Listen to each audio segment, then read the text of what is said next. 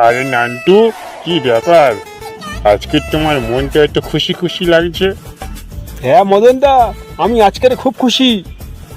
এতদিন ভগবানের কাছে যেটা চেয়েছি আজকে আমি সেটাই পেয়েছি।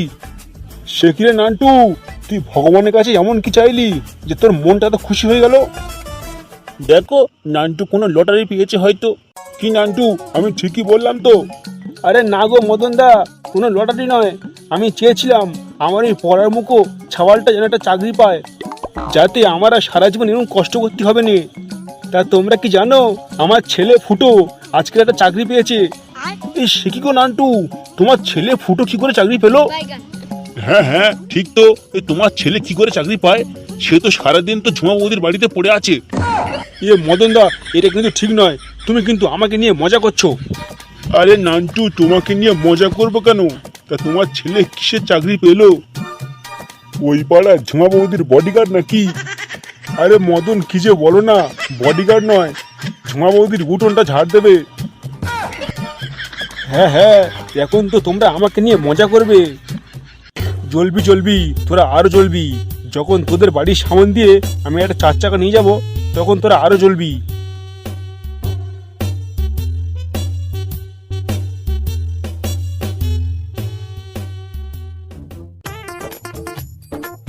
কি গো, তুমি আবার সকাল সকাল কোথায় গেছিলে?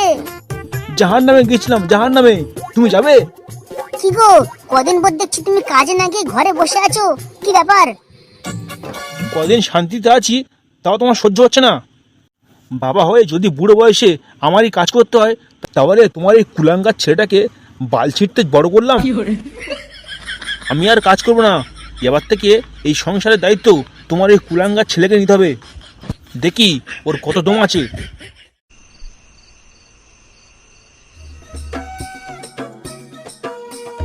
মা, আমি কাজে গেলাম।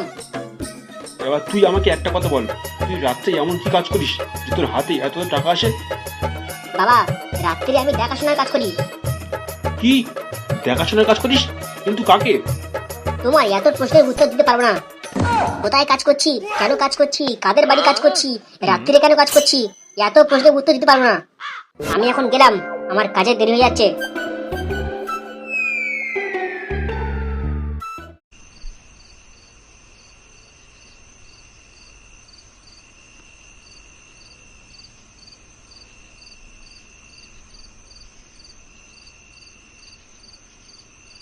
আচ্ছা, ব্যাপারটা কি হলো?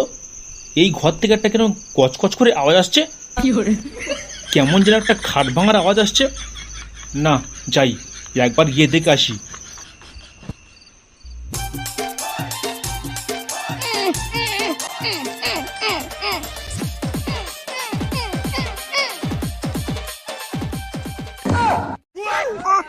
ফুটো ফুটো ফুটো, লাগছে লাগছে, ছাড়ো ছাড়ো বেবি, ছাড়ো।